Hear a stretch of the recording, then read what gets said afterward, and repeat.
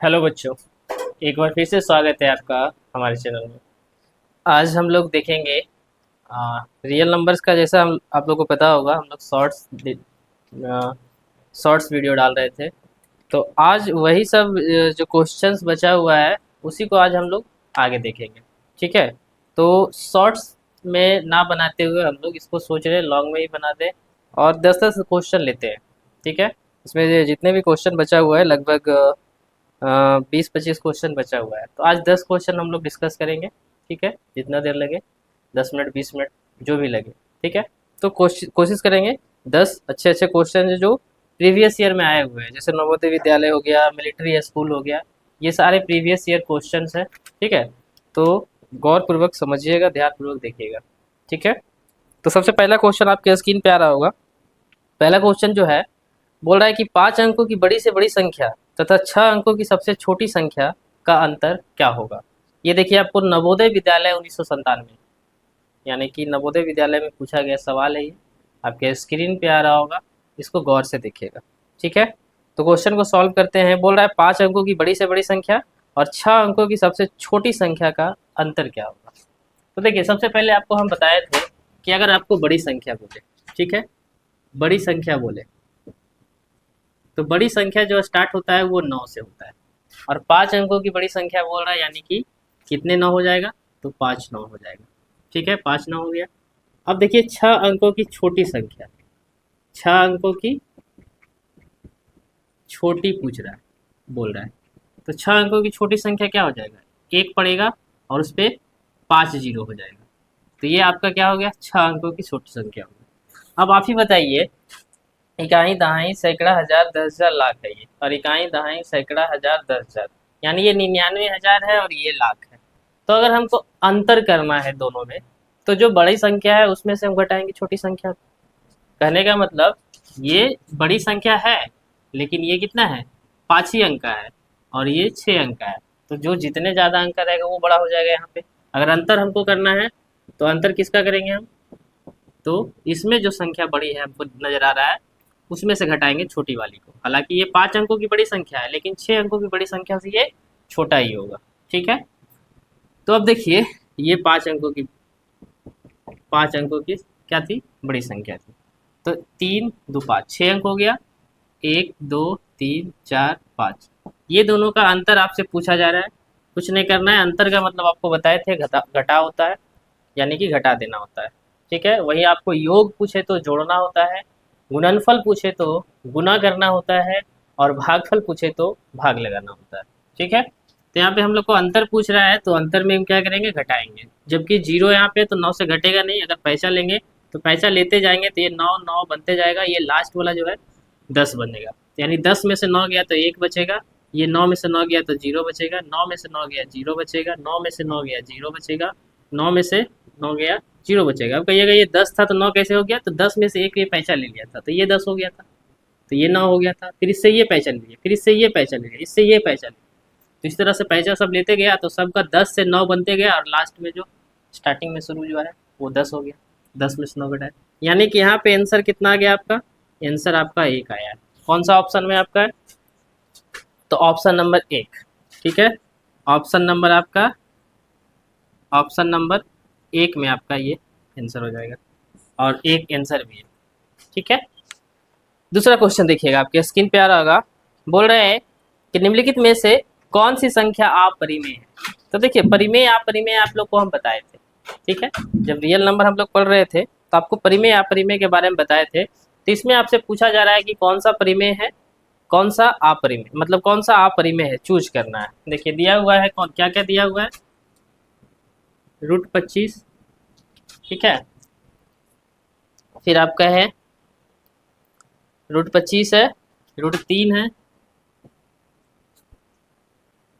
√125 है,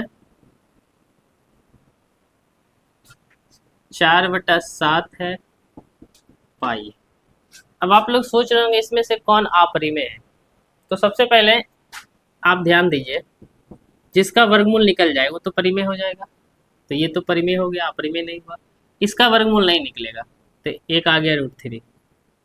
√125 का वर्गमूल आप निकाल सकते हैं, कितना का वर्गमूल होगा, 5 का स्क्वायर करिएगा नहीं होगा, 5 का 10 का नहीं होगा, 12 का नहीं होगा, यानी कि 125 भी हमारा क्या हो जाएगा, वर्गमूल नहीं निकलेगा, तो ये भी हमारा क्या हो गया, अपरिमेय हो गया। 4/7 ये तो P/Q के रूप में है ही, आप लोग को पता होगा परिमेय संख्या किसको बोलते हैं, हम पढ़ाए भी हैं। परिमेय संख्या P/Q के रूप में रहता है और Q के जगह पे इक्वल नोट 0 ऐसा करके हम बताए थे कि Q इक्वल नोट 0 होना चाहिए, यानी Q के जगह पे 0 नहीं होना चाहिए। ठीक है, तो यहाँ पे 4/7 यानी P/Q के फॉर्म में है, तो ये हमारा परिमेय हो जाएगा। पाई जो होता है बहुत कन्फ्यूजन होता है लोगों में, तो ये ध्यान में रखिएगा, पाई जो है अपरिमेय संख्या होता है। ठीक है, अगर कहीं पे आपको पाई का मान दिया रहे 22/7 जो कि लगभग में माना गया है, ये करेक्ट नहीं है, बस क्वेश्चंस को बनाने के लिए इसको मान लिया गया है। ठीक है, तो ये 22/7 अगर कहीं आपको दिया रहे तो ये परिमेय हो जाएगा, लेकिन अगर पाई लिखा रहे तो क्या हो जाएगा, अपरिमेय हो जाएगा। ठीक है, तो इस क्वेश्चन में ऑप्शन नहीं दिया हुआ है, तो ऑप्शन नहीं दिया हुआ तो ये ध्यान रखिएगा, ये तीनों जो है अपरिमेय है। ठीक है, अपरिमेय संख्या है, √3 √125 और पाई भी अपरिमेय है, ये याद रखना है आपको। ठीक है, नेक्स्ट क्वेश्चन आपके स्क्रीन पे आ रहा होगा, देखिएगा। बोल रहा है कि 46,890 में 4 के स्थानीय मान और अंकित मान में क्या अंतर है। देखिए, स्थानीय मान जिसको हम लोग बोलते हैं प्लेस वैल्यू, और अंकित मान जिसको हम लोग फेस वैल्यू बोलते हैं, तो इसका फेस वैल्यू और प्लेस वैल्यू में अंतर पूछ रहा है। तो देखिए यहाँ पे समझते हैं, 46890, 46890, 4 का अगर हम प्लेस वैल्यू निकालते हैं यानी स्थानीय मान, प्लेस वैल्यू अगर हम 4 का निकालें तो क्या होगा, 4 के बाद कितने अंक है, तो 4 अंक है, तो 4 अंक है तो 4 जीरो बैठा दीजिए। अगर इसका हम फेस वैल्यू निकालना चाहें यानी अंकित मान जिसको बोलते हैं, तो 4 का फेस वैल्यू अगर निकालना चाहे तो 4 ही होता है, यानी ये हमारा प्लेस वैल्यू और ये हमारा फेस वैल्यू आ गया। क्या पूछ रहा है आपको, बोल रहा है कि अंकित मान में क्या अंतर, मतलब दोनों का अंतर बताना है। तो चलिए 4,000 नहीं 40,000 है, माइनस करना है 4, जीरो में 4 नहीं जाएगा 10 बन जाएगा, ये 10 में 6 4 गया 6, ये बनेगा 9, ये बनेगा 9, ये बन जाएगा 9 और ये बन जाएगा 3, यानी 39,996 आपका आंसर हो जाएगा। कौन सा ऑप्शन में आपका, 39,996 आपका ऑप्शन नंबर 3 में आपका करेक्ट हो जाएगा। तो ऑप्शन नंबर 3 आपका करेक्ट आंसर हो जाएगा। ये भी आपका नवोदय प्रवेश परीक्षा 2001 में पूछा गया था। ठीक है, इसके आगे क्वेश्चंस को देखते हैं, थोड़ा सा इसको हम लोग क्लियर करते हैं। ठीक है, नेक्स्ट क्वेश्चन देखिएगा, आपके स्क्रीन पे आ रहा होगा। क्वेश्चन है कि वह कौन सी संख्या है जिसे 15 से भाग देने पर भागफल 15 और शेषफल 5 रहता है। तो देखिए, इस तरह का क्वेश्चन में आपको हम बताए थे, कुछ नहीं करना है, आपको एक फॉर्मूला याद रखना है सिंपल, वो फॉर्मूला से आपका क्वेश्चन बन जाएगा। बताए थे हम आपको, याद रखना है भाज्य बराबर भागफल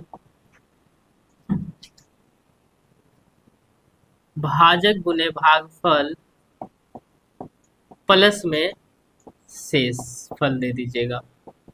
ठीक है, इसी से आपका सारे क्वेश्चन सोल्व होंगे। आपको चारों में से कोई एक का मान पूछेगा, 3 का मान दिया हुआ रहेगा। क्या क्या दिया हुआ है आपका, बोल रहा है वह कौन सी संख्या है जिसे 15 से भाग देने पर भागफल 15 और शेषफल 5 रहता है, यानी संख्या को 15 से भाग दिया जा रहा है, यानी कि भाज्य जो है 15 है। ठीक है, सॉरी भाजक जो है 15 है, भाज्य ही हमको यहाँ पे निकालना है, क्योंकि 15 से भाग दिया जा रहा है, तो यानी कि भाज्य को निकालना है। उस संख्या का मान पूछ रहा है जिसको 15 से भाग देने पर भागफल क्या मिल रहा है आपको, तो भागफल 15 मिल रहा है और शेषफल 5 मिल रहा है, यानी भागफल के जगह पे 15 रख दीजिए और शेषफल आपको 5 मिल रहा है। तो भाज्य हमको ज्ञात करना है, तो क्या करेंगे, इधर वाला का करिए, बोर्ड मास रूल के हिसाब से पहले गुना करिए, तो 15 और 15 का गुना करेंगे तो 225 हो जाएगा, और प्लस 5 करेंगे तो हमारा भाज्य बराबर क्या आ जाएगा, तो भाज्य बराबर आ जाएगा 230, यानी 230 वह संख्या है जिसको 15 से भाग देने पर भागफल 15 आएगा और शेषफल 5 बचेगा। ठीक है, तो कौन सा ऑप्शन में आपका तो ऑप्शन नंबर 4। तो ऑप्शन नंबर 4 में आपका करेक्ट आंसर हो जाएगा। नेक्स्ट क्वेश्चन है, आपके स्क्रीन पे आ रहा होगा। बोल रहा है कि संख्या 4 स्टार बना हुआ है 3, 5, 6 में स्टार के स्थान पर कौन सा अंक रखने पर वह 9 से पूर्णतः विभाजित हो जाएगा। तो देखिए इस तरह का क्वेश्चन भी हम लोग पहले भी देख चुके हैं, ठीक है। इसके बाद देखिए नेक्स्ट क्वेश्चन है, दिया हुआ है 4, 3, 5, 6। 4 स्टार 3, 5, 6, ठीक है। इसको किससे विभाजित करने के लिए बोल रहा है? 9, यानी कि किससे? 9 से। कहने का मतलब ये संख्या के स्टार के जगह पे आपको क्या रखेंगे कि 9 से विभाजित हो जाएगा। तो याद करिएगा, जब हम लोग विभाज्यता का नियम पढ़ रहे थे यानी डिविजिबिलिटी रूल पढ़ रहे थे, तो उस वीडियो में हम आपको बताए थे। अगर वो वीडियो आपने नहीं देखा है तो हमारे प्लेलिस्ट में जाकर देख सकते हैं। वो वीडियो में सारा बताया गया है रूल। 2 से विभाज्यता का नियम यानी डिविजिबिलिटी रूल, 3 से, 4 से, 5 से। तो उसी तरह 9 का हम आपको बताए थे विभाज्यता का नियम कि जो भी संख्या दिया हुआ रहेगा सभी को आप जोड़ लीजिएगा, ठीक है। अगर जोड़ने के बाद 9 से विभाजित हो जा रहा है, जोड़ने के बाद जो संख्या मिलेगा 9 से अगर वो विभाजित हो जा रहा है, पूरा पूरी कट जा रहा है, तो इसका मतलब वो सारा संख्या जो है 9 से कट जाएगा, विभाजित हो जाएगा, ठीक है। तो ये हम पहले कर लेते हैं। तो 4 और 3 अगर हम जोड़ना चाहें, 4 + 3 + 5 + 6, ठीक है। अगर हम इसको जोड़ना चाहें तो 4, 3 7 हो रहा है, 7 और 5 12, 12 और 6 18 हो रहा है, यानी जोड़ने पे 18 आ रहा है। तो यहाँ पे हम ऑप्शन के हिसाब से रखेंगे। ऑप्शन में आपका क्या दिया हुआ है? ऑप्शन में आपका दिया हुआ है 1, 0, 2 और 3। तो आप ही सोचिए, ऑप्शन में दिया हुआ है 1, 0, 2 और 3। तो हम चाहेंगे तो 0 रख देंगे, कोई प्रभाव नहीं पड़ेगा, क्योंकि अगर हम 18 में +0 करेंगे, यहाँ पे अगर हम 0 रखते हैं तो 18, ये सारा संख्या जोड़ने के बाद 18 आ रहा है। 18 में अगर हम 0 को जोड़ेंगे तो 18 ही मिलेगा। और जाहिर सी बात है 18 जो है 9 से कट जा रहा है, यानी ये पूरा संख्या जो है 9 से कट जाएगा, यानी विभाजित हो जाएगा। अगर वहीं 1 रखेंगे तो 19 हो जाएगा, नहीं कटेगा। 2 रखेंगे 20 हो जाएगा, नहीं कटेगा। 3 रखेंगे 21 हो जाएगा, नहीं कटेगा। यानी कि इसका ऑप्शन आपका कौन सा हो जाएगा सही? 0 हो जाएगा। इसका आंसर 0 हो जाएगा। स्टार के जगह पे आपको क्या रखना पड़ेगा? 0 रखना पड़ेगा, ठीक है।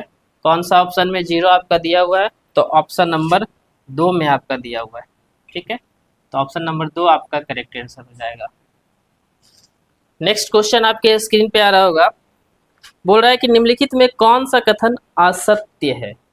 तो ये डायरेक्ट आप क्वेश्चन को देखिए और हमको सुनिए, ठीक है। देखिए क्वेश्चन बोल रहा है कि सबसे छोटी प्राकृत संख्या 1 है। पढ़ा चुके हैं हम लोग रियल नंबर, जब हम लॉन्ग वीडियो बनाए थे रियल नंबर का, जो हम पूरा वीडियो बताए हैं उसमें आपको दिया हुआ होगा कि सबसे छोटी प्राकृत संख्या 1 है और सबसे छोटी पूर्ण संख्या 0 है। तो यहाँ तो ये कथन सही है। चलिए, सबसे बड़ी ऋणात्मक पूर्णांक संख्या -1 है, बिल्कुल सही बात है। सबसे बड़ी ऋणात्मक संख्या जो है, पूर्णांक संख्या जो है -1 होता है, क्योंकि माइनस में जो जितना कम रहेगा उतना ही बड़ा रहेगा। -1 बड़ा है कि 2 पूछेगा, तो यहाँ पे -2 बड़ा नहीं है, यहाँ पे -1 बड़ा है, क्योंकि आपके पास कम कर्ज है, ठीक है। तो माइनस में जितना कम रहेगा वही सबसे बड़ा रहेगा। तो ये भी कहना सही है। पाई एक परिमेय संख्या है। ये देखिए इसी वीडियो में अभी जस्ट थोड़ा देर पहले आपको बताया कि पाई अगर दिया रहे तो वो अपरिमेय संख्या होता है। अगर पाई का मान लगभग में 22/7 दिया हुआ रहता है, लेकिन वो करेक्ट नहीं होता है। लेकिन अगर दिया रहे 22/7 तो वो आपका परिमेय संख्या होता है। तो यहाँ पे साफ साफ आपको दिख रहा होगा तीसरा नंबर ऑप्शन कि पाई एक अपरिमेय संख्या है, जो कि गलत है। वहीं पे आपका चौथा नंबर ऑप्शन में आपका दिया हुआ है कि 22/7 जो है एक परिमेय संख्या है। तो आप कह सकते हैं कि ऑप्शन नंबर जो 3 है इस क्वेश्चन का, ऑप्शन नंबर 3 जो है इस क्वेश्चन का क्या है? करेक्ट आंसर हो जाएगा, क्योंकि असत्य पूछ रहा है। तो ऑप्शन नंबर 3 में असत्य दिया हुआ है, क्योंकि पाई क्या है? परिमेय संख्या नहीं है, तो ये असत्य दिया हुआ है ना, तो ये आपका करेक्ट आंसर हो जाएगा ऑप्शन नंबर 3, ठीक है। क्वेश्चन नंबर नेक्स्ट क्वेश्चन देखिएगा, आगे है कि बोल रहा है कि 900 का अभाज्य गुणनखंड क्या होगा। तो देखिए अभाज्य गुणनखंड के बारे में आप लोग नहीं सुने हैं या सुने होंगे तो अच्छी बात है, आपको बता देते हैं, ठीक है। अभाज्य गुणनखंड जैसे इस क्वेश्चन में पूछ रहा है, तो अभाज्य गुणनखंड आपको अगर निकालने बोले कोई भी संख्या का, तो कुछ नहीं करना है, जिस तरह से बुतरू में आप एलसीएम निकालते थे ना, उसी तरह आपको एलसीएम निकाल देना। लेकिन यहाँ पे एक से अधिक संख्या का एलसीएम नहीं, एक ही संख्या का एलसीएम। इसके लिए आपको डिविजिबिलिटी रूल याद रखना पड़ेगा, जो कि हम वीडियो पहले बना दिए हैं, वहाँ पे आप जाकर देख सकते हैं, प्लेलिस्ट में जाकर देखिएगा।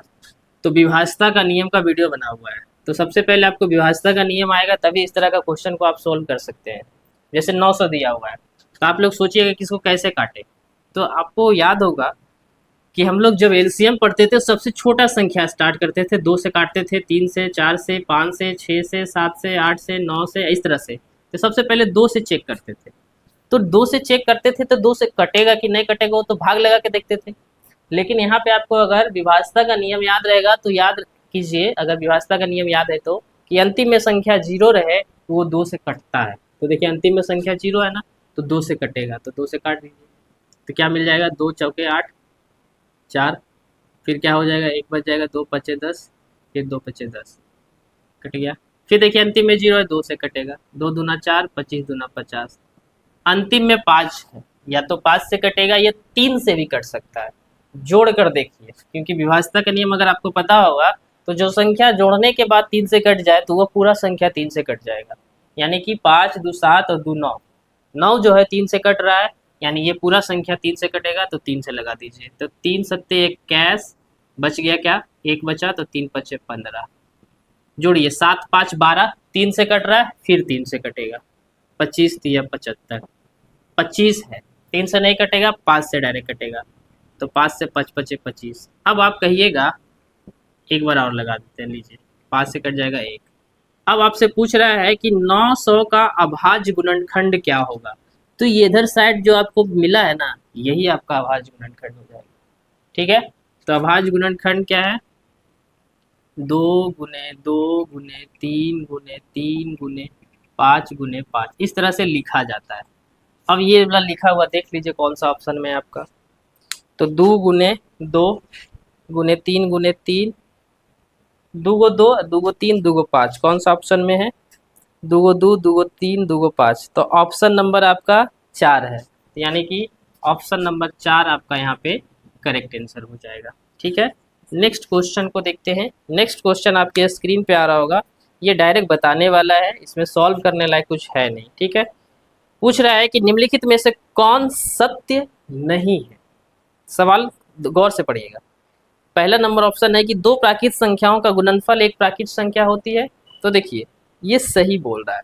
कैसे सही बोल रहा है, तो 2 प्राकृत संख्या को आप गुना करके देख लीजिए, हमेशा प्राकृत संख्या ही आएगा। जैसे में क्वेश्चन यहाँ पे देख लेते हैं, 2 प्राकृत संख्या को आप गुना कर लीजिए। मान लीजिए 1 है, गुना करिए 2 से, ये दोनों अलग अलग प्राकृत संख्या है, गुना किए तो क्या आया, 2 आया, जो कि प्राकृत संख्या है। पता है आप लोग को, तो ये ऑप्शन नंबर 1 सही है। परिमेय संख्याओं का एक परिमेय संख्या होता है, ये भी सही है कि अगर कोई परिमेय संख्या है उसका योग करना चाहे तो परिमेय संख्या हो जाएगा। जैसे 1 ही है तो +1, तो 1 कुछ नहीं, नीचे 1 कुछ नहीं, तो 1, तो 1 1 जोड़ेंगे तो 2, और नीचे करेंगे तो 1, यानी कि परिमेय संख्या का अगर हम योग करेंगे तो परिमेय संख्या ही आएगा।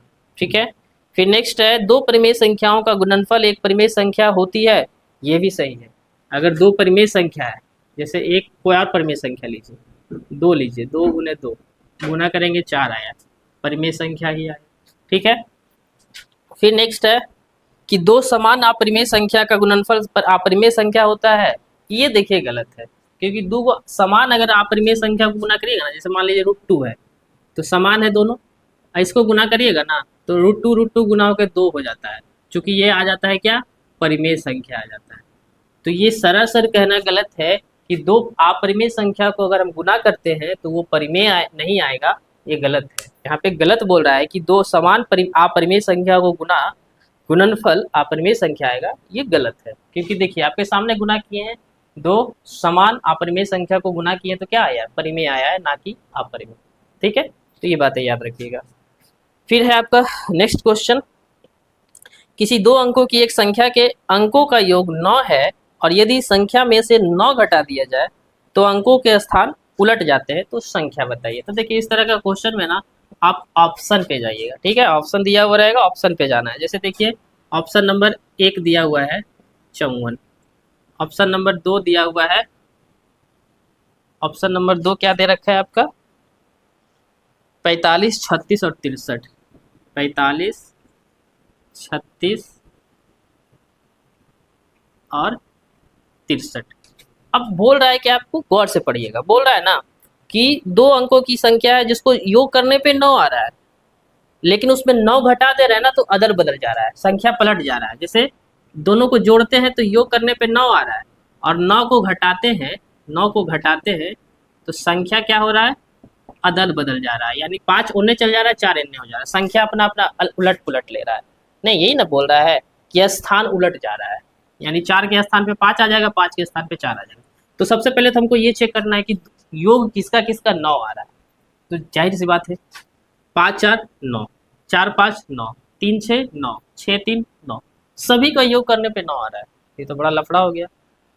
लेकिन एक चीज और तो देखना है, योग 9 आ रहा है ठीक है, लेकिन 9 घटाने पर, तो चलिए 54 में 9 को घटाते हैं, संख्या अदल बदल रहा है क्या? तो 54 में से 9 जाएगा तो 9 5 45 आ रहा है। अरे हाँ, देखिए 5 के जगह पे 4 आ गया और 4 के जगह पे 5 आ गया, तो यही तो आपका आंसर हो गया। बाकी चेक कर लेते हैं, बाकी भी 45 में 9 घटा रहे हैं, क्या आएगा?